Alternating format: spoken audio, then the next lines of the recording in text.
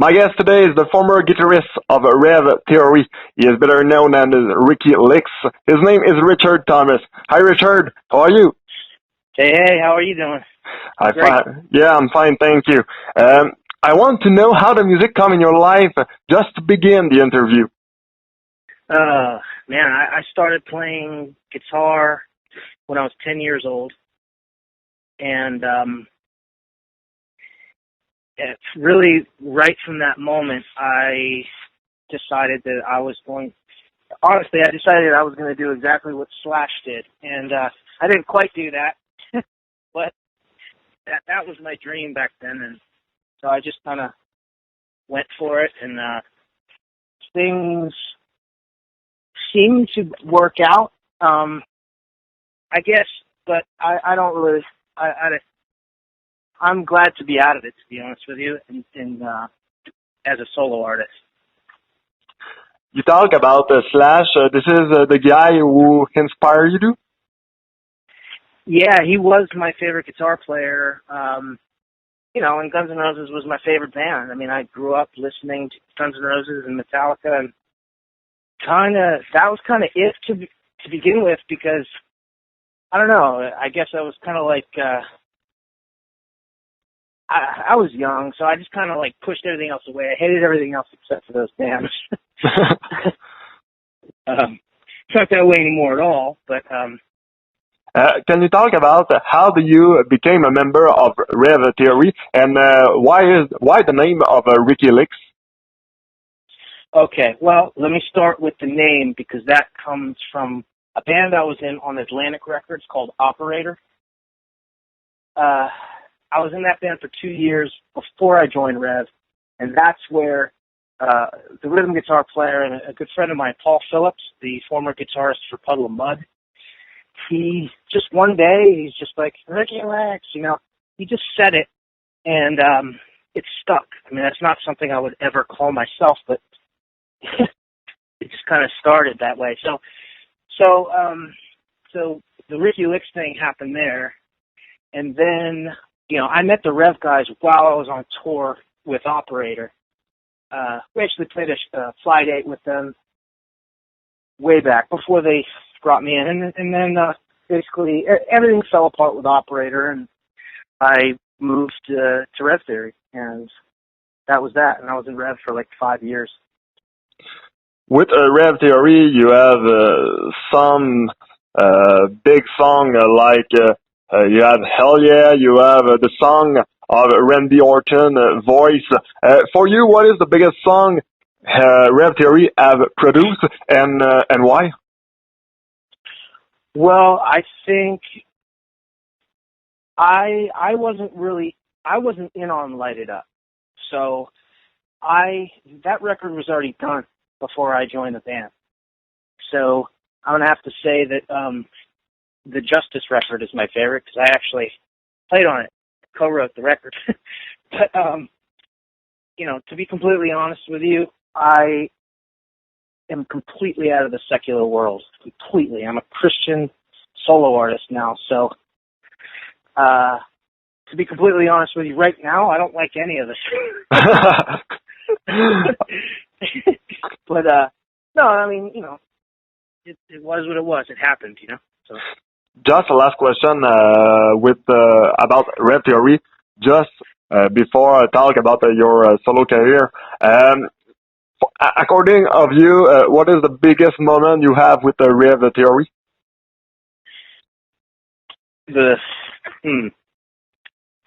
Let's see. I'd say we were really big in Kansas City, right? So we played Rockfest every year there, which is like, I think it's the biggest festival in the United States. It's like 65,000 people, and so every time, we always played main stage, so it was like 5 or 6 years in a row. And, every time we got to the Hell Yeah song, people just went psycho. It was like we got to feel like the headliner, even though we were far from it, but people were going that crazy. So I'd say every time we played big hits in Kansas City with, and I got to say his name, Johnny Dare is the man. He helps us out a lot. He's the disc jockey from from 98.9 The Rock. So, cool dude. But, yeah, I've completely moved on, man. I have 3 solo albums out now and a bunch of singles, and I actually released a book recently. Just before you begin with your solo career, you realize that you have a drug problem. Can you talk about this black moment? Well, it was drugs and alcohol, and going way, way back. I started playing guitar at 10, and I also started drinking and doing drugs at the same time because I don't know. I just thought that's what I was supposed to do, and so that was going on forever. And, I'm 25 years in music. So that's a really long time. And what happened is, I'm really shy. So it got to the point, like, I needed to be high and drunk to go on stage and do interviews and do all that stuff. Not so much on stage, even though I did. I was at home on stage. It was really the other stuff. All the pressure, all the pictures and signings and radio interviews, that stuff, I had to take all kinds of pills. I mean, I had a handful of pills in every pocket. I had a pill for every situation and everything, and that's basically what happened. And so it just got to the point where I was on autopilot. And I'd say I was on autopilot before I even went to Hollywood and joined Operator, way back. And then what I mean by that is I was so drunk and so high that I was riding off of all the practice and hard work I put into playing guitar and songwriting and singing and all that stuff. And so what happened is that started to deteriorate after a long time, plus the pressure of everyone kind of hounding me and all that stuff. It all just kind of came to a head, and I just completely fell apart. I mean, what actually happened is I tried to kill myself twice. So that's pretty intense. It's all in the book in great detail. Haven't really worked on summarizing it yet. So, yeah. That. Can you talk about the rehab, and when did you decide to move in the new direction with the religion, with God?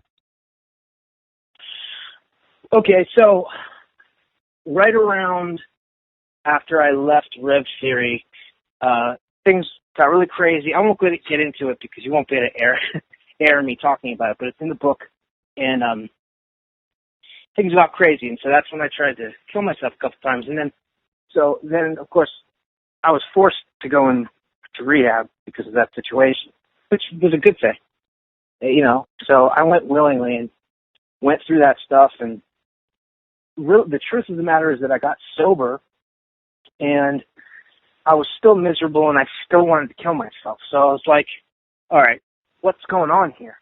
Like, everyone told me I was going to get fixed from this, and it didn't do anything. It's great to be sober, but that's not good enough. I needed Jesus. And so I ended up, after a while of just being broken, I actually quit music. I gave my life to Jesus and gave up my will completely, and I quit music for a year.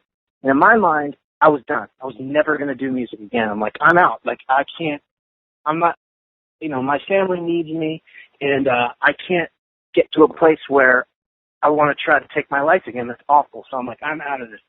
And then a year into being saved, the Lord just gave it back to me. Just one day, it was just like, boom. I wrote my first Christian song, glorifying Jesus.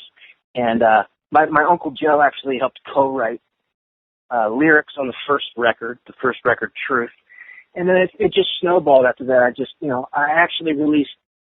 I recorded, and I wrote, recorded, engineered everything in my own studio, 3 records in about 8 months. It's pretty insane. So I have to give all credit to God, man, because I had never done anything like that before in my life, not in that amount of time.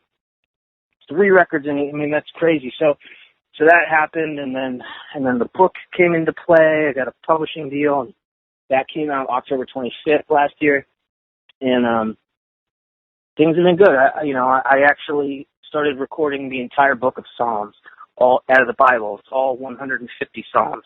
It's going to be 15 records. I've already released 4, and then I have 5 more solo records I'm working on. So much material, man. So much stuff. So I have heard your solo project with some song like Jesus Radio, Trust, and you have a beautiful product. Time has changed. Are you surprised of what you can do with your music and the lyrics? I'm starting to get used to it, but I'm mostly surprised that, God's working through me and actually letting me, before, let's be completely honest. I'm sure a lot of people like the old stuff, and I was in probably 10 bands before Rev Theory, so I've written and recorded thousands of songs with all kinds of bands, and the truth is that, it may be fun to party and do drugs and bang chicks and all that stuff, but it really is wrong, and it ruins your life, and it ruins everyone else's lives around. So I am done with that completely, and what's been happening? I'm starting to get a much bigger fan base all over the world. People from just countries everywhere really like the Christian stuff, and it's not because they like to get drunk to it. It's because it sets them free. So only Jesus can set people free, So I'm in a good place. Finally, it only took 30 years, right? Do you have the same fan base, or it's just a new crowd that listen your product?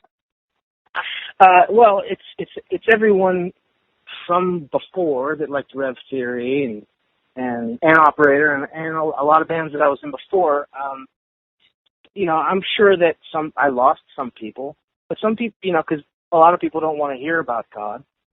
They don't want anything to do with it. But at the same time, they, kind of got used to mainly my guitar solos, so it's like, it's a mix. Okay. It's a good mix. Just to close, what's next for you, and what is your dream? What can we wish to you? Well, really, it's just to continue creating music and possibly books and whatever else Jesus wants me to do. And because at this point, it's not about me. Before, it was about me, and now it's completely about everyone else and helping people. So, if you're going to pray for anything, pray that I'm more effective as an evangelist worldwide, because that's really all I care about is saving souls. You said before that God worked for you, but do you think you work for God too? Do I think I work for God? Yeah. Absolutely. That's all I do now. Before I was really just a selfish person. Now when I'm not recording music or writing a book, I take care of my grandmother. It's like, okay. I just got back from shopping for her. It's just like, I enjoy it because I love her. I love my family. But before, you wouldn't have caught me dead helping people. I was too selfish, So it's good. When I heard you say about your grandmother, I just like to say you're an awesome person, and what you do is so beautiful. I think you're a good person, and you work for God. You work for a better world and a world of peace. Just to say thank you very much. Amen, brother, and thank you for having me. Gabriel. Thank you, Richard Thomas. Have a nice day, and I hope to talk to you later. Sounds great. God bless you. God bless you, brother. God bless you too. Thanks. Okay, bye-bye.